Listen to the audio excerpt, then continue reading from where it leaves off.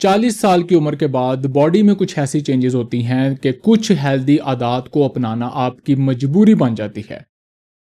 वैसे तो हमें इन हेल्दी आदत का बचपन से सिखाया जाना चाहिए, लेकिन एज 40 के बाद अगर आप इन हेल्दी आदत को अपनी ज़िंदगी में शामिल नहीं करते तो आपके लिए तबाही और बर्बादी है।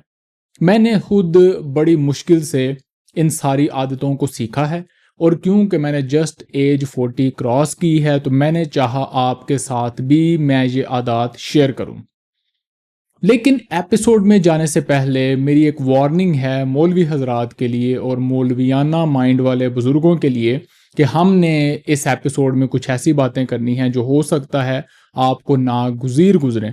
तो आप प्लीज़ इसको बंद करके अपना काम करें, और हम उन लोगों के लिए सेहत वाली वो आदतें डिस्कस करते हैं जो 40 के बाद अपनी जवानी को वापस लाना चाहते हैं। अस्सलाम वालेकुम, डॉक्टर वैज़का from expert consult clinic of Lahore, अपना नेफ्रोलॉजी हेड पहने हुए अपने घर वाले स्टूडियो से। मैंने बड़ी मुश्किल से एज 40 तक पहुंचते पहुंचते ये आदतें सीखी, और ये जो आदतें मैं आपके साथ डिस्कस करूंगा जो आपकी सेहत के लिए बहुत ज़रूरी हैं, इनको मैंने क्रोनोलॉजिकली इस तरह ऑर्गेनाइज किया है कि सर से लेके पाँव तक, ताकि मुझे डेली बेसिस पे ये चीज़ें करनी याद रहें। दूसरा इसमें इशू ये है कि इनमें से हर हेल्दी ऑर्गन या सिस्टम को जो मैं टारगेट करूँगा उसका एक फिज़िकल कंपोनेंट है और एक स्पिरिचुअल कंपोनेंट है, और हम दोनों को डिस्कस करने की कोशिश करेंगे। हो सकता है आप में से कुछ को स्पिरिचुअल या फिलोसॉफिकल कंपोनेंट की समझ ना आए, तो आप फिर भी फिजिकल वाले पार्ट को फॉलो कर सकते हैं और स्पिरिचुअल या फिलोसॉफिकल पार्ट को कह के आगे निकल सकते हैं। हम सर से शुरू करते हैं। बालों के मामले में मैं कोई मशवरा देने के अपने आप को काबिल नहीं समझता, तो हम सीधा दिमाग की तरफ चले जाते हैं। एज के साथ साथ अगर आप अपनी मेंटल ग्रोथ ना करें, जिसमें फिजिकली आपकी मेंटल हेल्थ और स्पिरिचुअली आपकी जो मेंटल ग्रोथ है वो बहुत ही ज़रूरी है। उस मेंटल ग्रोथ के बगैर ना आप एक अच्छे इंसान बन सकते हैं, ना आप अपनी सेहत को समझ सकते हैं, ना आप अपने इर्द गिर्द की दुनिया को समझ सकते हैं, और ना ही आप फर्दर ग्रो कर सकते हैं और उन बाकी चीज़ों को समझ सकते हैं जो मैं आगे एक्सप्लेन करने वाला। अब आपने ये करनी कैसे हैं? आप किताबें पढ़ेंगे, आप जो ग्रेट माइंड्स हैं उनको पढ़ेंगे, लेकिन उसमें मेरा कैविएट ये होता है कि आपने किसी का भी माइंड पढ़ के उसको फॉलो नहीं करना, कॉपी पेस्ट नहीं करना। उसको सिर्फ इसलिए यूज़ करना है कि अपने माइंड को एक्सपैंड करना है, और अगर उसकी किताबें पढ़ने के बाद एंड में आप इतने ग्रो कर जाएं कि आप लगे आपको कि ये बंदा गलत बात कर रहा है, तो आपने कहना है ये गलत बात कर रहा है, मुझे तो इसमें कोई खास बड़ी बात नहीं लगी, और यही आपकी असल ग्रोथ होगी। उसके बाद हम नेक्स्ट चलते हैं आंखों पे। आंखों का जो फिजिकल सेहत वाला पार्ट है वो आपकी आईसाइट चेक होनी चाहिए। अगर आप डायबिटीज़ या किसी मर्ज़ में मुब्तला हैं तो आपकी आंखों का बैक एंड चेक होना चाहिए, लेकिन उसके साथ साथ आपकी ऑब्जर्वेशनल स्किल्स बड़ी अच्छी होनी चाहिए। आपको लोगों की सिर्फ बुराइयां नहीं, अच्छाइयां भी नज़र आनी चाहिए। सिर्फ दौलत नहीं, मजबूरियां और बीमारियां भी नज़र आनी चाहिए। अगर आप ये ऑब्जर्वेशनल स्किल्स बेहतर नहीं करेंगे तो आप एक अच्छे इंसान तो बड़ी दूर की बात, एक सेहतमंद इंसान भी नहीं बन सकते। और साथ साथ आपकी स्लीप बहुत ज़रूरी है एज 40 के बाद। एज 40 से पहले आप अपनी नींद को इग्नोर कर सकते हैं, एज 40 के बाद नो चांस। हम चलते हैं कानों पे। कानों के मामले में जहां आपने उनकी सेहत का ख्याल करना है, वहां वहां आपने अपनी लिसनिंग स्किल्स को इम्प्रूव करना है। अगर आप अपनी लिसनिंग स्किल्स को इम्प्रूव नहीं करेंगे, जो कि कम्युनिकेशन स्किल का बहुत बड़ा पार्ट है, तो आपने ये नहीं मुझे कहना कि यार मैं केड़ा कोई फ़िलासफ़र बनना है। आपने फ़िलासफ़र बनने के लिए अपनी लिसनिंग स्किल्स इम्प्रूव नहीं करनी, आपने एक अच्छा सेहतमंद इंसान बनने के लिए अपनी लिसनिंग स्किल्स इम्प्रूव करनी है। क्योंकि अगर आपको कोई समझा रहा है कि बट साहब बट बस करो कड़ाई हुन, तो अगर आपको समझ नहीं आएगी कि वो बंदा आपकी अच्छाई के लिए आपको एजुकेट कर रहा है, तो आपकी पुअर लिसनिंग स्किल्स हैं, आपकी सेहत ख़राब हो जाएगी। इसी तरह जब आप किसी डॉक्टर को या किसी बंदे को, वेल विशर को अच्छा मशवरा देते सुनेंगे, तो आप उसकी बिटवीन द लाइंस नीयत नहीं सुनेंगे, पढ़ेंगे कि वो आपको बेहतरी की तरफ लाना चाह रहा है, तो आपकी पुअर लिसनिंग स्किल्स की वजह से आपको नुकसान होगा। तो इन शॉर्ट सिर्फ आपने एक अच्छा पेरेंट, अच्छा हस्बैंड, अच्छी वाइफ, अच्छा बच्चा, अच्छा शहरी बनने के लिए अपनी लिसनिंग स्किल्स को इम्प्रूव करना है। नेक्स्ट आ जाती है हमारी ओरल हेल्थ। इसकी बड़ी डिटेल्ड एपिसोड दांतों की हेल्थ के बारे में हमने पिछली दफ़ा की। सुपरफिशली मुझे तकरीबन 22-23 साल लग गए दांतों की हेल्थ को बेहतर करने, और जब 23 साल की एज में पहली दफ़ा मुझे डेंटिस्ट ने पूछा कि आप फ्लॉस कितनी दफ़ा करते हैं, तो मैंने उसको कहा एक ही होंदा है। तो आपने एज 40 तक अगर यही सोचा है कि फ्लॉस की होंदा है, अब आपने अपनी डेंटल हेल्थ को इम्प्रूव करना है। सुबह शाम टूथब्रश करना है, आपने रेगुलर अपने दांतों में फ्लॉस करना है, और उसके साथ साथ स्पिरिचुअल साइड पे आपने अपनी ज़बान को बेहतर करना है, कंट्रोल में लेके आना है, और बोलने के साथ साथ पॉजेज भी सीखने हैं, चुप रहना भी सीखना है, उससे भी आपकी मेंटल ग्रोथ होती है। तो फिजिकली आपने ओरल केयर करनी है, स्पिरिचुअली आपने अपनी ज़बान को शगुफ्ता करना है। नेक्स्ट हम चलते हैं कार्डियोवैस्कुलर हेल्थ की तरफ, हार्ट के तनासुब से। कार्डियोवैस्कुलर हेल्थ का बेशक आप जितना मर्जी पहले बेड़ा गर्क कर लें, आपको पता ना चले, लेकिन एज 40 के अचानक बाद कोई ऐसा स्विच ऑफ होता है कि आपकी कार्डियोवैस्कुलर हेल्थ बड़ी स्पीड से ख़राब होती है। और यही वजह है कि जस्ट 40 क्रॉस किए हुए यंग बैंकर्स, यंग बच्चे हार्ट अटैक का शिकार हो रहे हैं। नतीजा उनकी पिछली अनहेल्दी लाइफस्टाइल का है ये, लेकिन एक रैपिड कोई चेंज आती है मेटाबॉलिज्म में। तो आपने कार्डियोवैस्कुलर हेल्थ के बारे में बड़ा कॉशियस हो जाना है। आपने वो वर्जिश करनी है जिससे आपका हार्ट रेट अप होगा। आपने वेट ट्रेनिंग ऐड करनी है, जिसको अभी हम थाइज में जाके डिस्कस करेंगे। आपने अपनी नींद को पूरा करना है।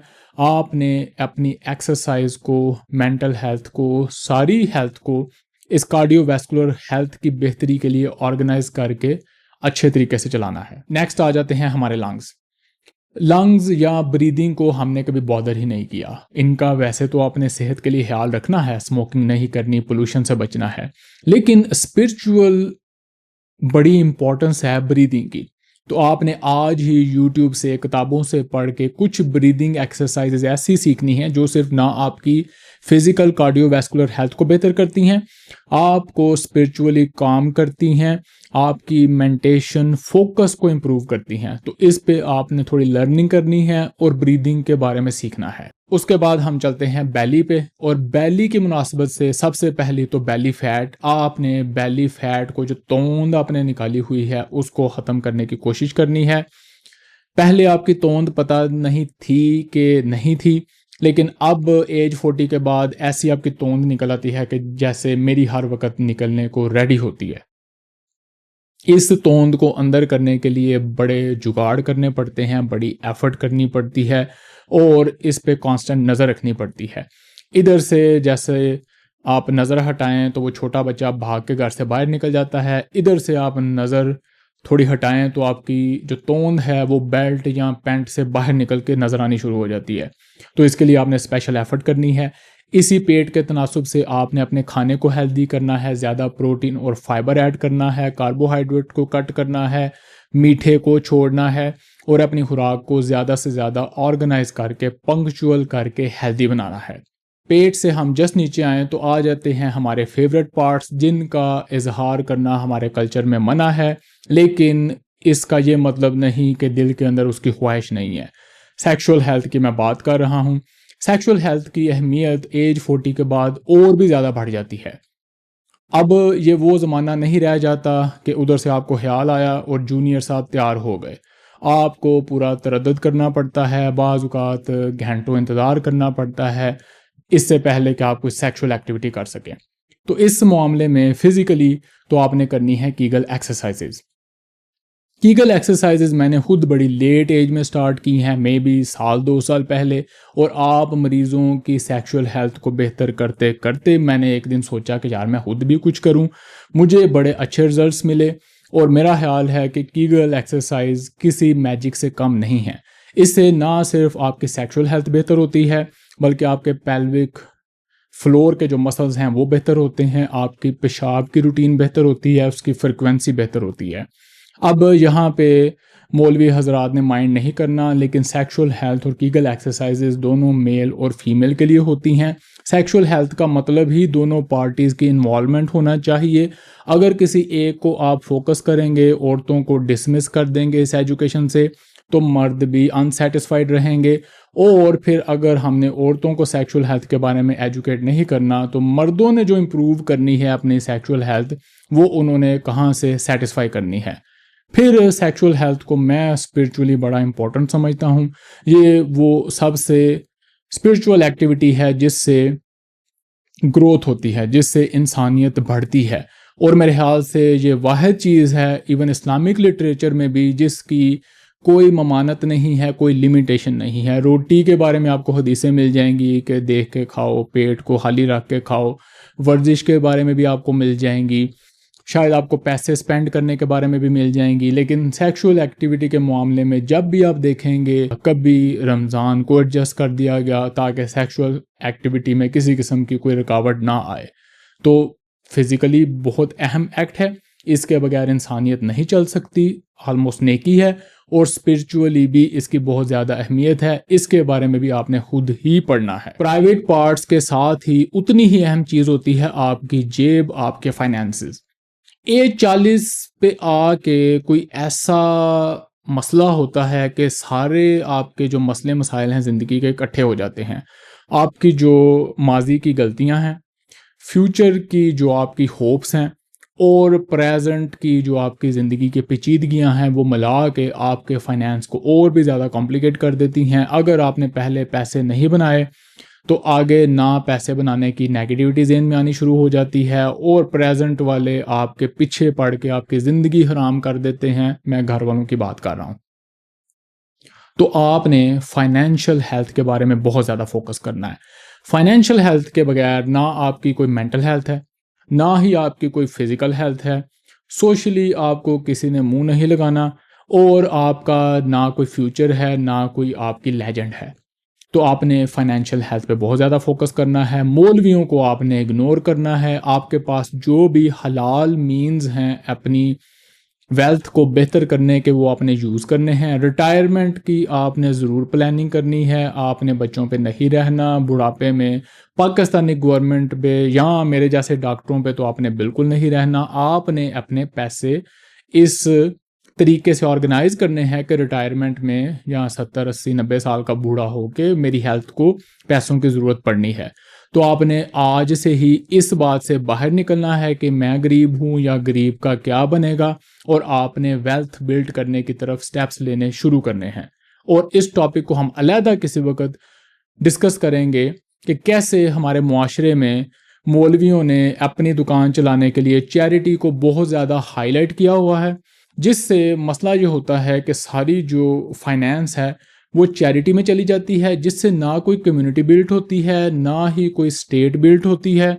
और जो अमीर और कंट्रोलिंग तबका है वो पैसे को समेट के रखते हैं और गरीब को ऑर्गेनाइज होकर रिच नहीं होने देते। क्योंकि जब वो होगा, वो पढ़ेगा, लिखेगा, सवाल करेगा, दौलत के इनइक्वालिटी को चैलेंज करेगा, तो वो इसमें खुश रखते हैं कि हम बहुत ज़्यादा चैरिटी कर रहे हैं, तू गरीब है, तूने चैरिटी पे ही रहना है और डॉक्टर से जाके चैरिटी ही मांगनी है, ये नहीं कहना कि मेरी तनख्वाह बढ़ाओ। नेक्स्ट आ जाती हैं हमारी थाइज़। थाई मसल वो वाहिद मसल है जो कि आपकी लॉन्जेविटी डिटरमिन करता है। यानी कि अगर किसी बंदे का पता चलाना हो कि इसकी सेहत कितनी अच्छी है, ये कितना स्ट्रॉन्ग है सोशली, मेंटली, फिजिकली, फाइनेंशियली, तो थाई मसल उसकी इंडिकेशन दे सकता है। वो इसलिए कि रिसर्चर्स कहते हैं अच्छे स्ट्रॉन्ग थाई मसल का मतलब है कि ये बंदा चलता फिरता है, ये वर्जिश करता है, ये सोशली एक्टिव है। तो जब आपकी ये सारी चीज़ें होती हैं तो बहुत ही कम चांस हैं कि आप अनहेल्दी हों और आप बीमारियों से मरें। लेकिन इसकी मुनासबत से हमने बेसिकली डिस्कस करना है मसल मैस को। तो आपने मसल मैस पे, वेट ट्रेनिंग पे फोकस करना है। मैंने भी रिसेंटली ही वेट ट्रेनिंग थोड़ी स्टार्ट की है। पुशअप, स्क्वाट्स मैं पिछले 20-25 साल से कर रहा हूँ, मैट्रिक से पहले से, जिसकी वजह से शायद आपको बॉडी मेरी बड़ी स्ट्रांग या चौड़ी लगती होगी जो पेशेंट मुझे करीब से देखते हैं। लेकिन वेट उठा के वर्जिशें करने वाला काम मैंने अभी ही शुरू किया है क्योंकि मुझे उसकी ज़रूरत महसूस हुई, और उसी एक्सपीरियंस की बेस पे मैं आपको कह रहा हूँ कि मेरे लिए वेट मेंटेन करना, वर्जिश को इतना टाइम देना कि मेरी इतनी कैलोरीज बर्न हो कि मेरा वेट मेंटेन रहे, मेरे से मुश्किल हो गया था। तो अब मुझे मसल मैस और ज़्यादा एफर्ट के साथ बिल्ड करना पड़ा है। और आखिर में हम चलते हैं टांगों के मुनासबत से घुटनों, जोड़ों और हड्डियों की स्ट्रेंथ पे। आपके मामू, चाचू, कज़न, फ्रेंड्स जो यूके या यूएसए से सप्लीमेंट्स या कैल्शियम आपको ला के देते हैं, उन्होंने आपकी हड्डियां या जोड़ मजबूत नहीं करने। हड्डियां या जोड़ आपके मजबूत होने हैं रेगुलर वर्जिश से और अच्छा खाना खाने से, नींद पूरी करने से।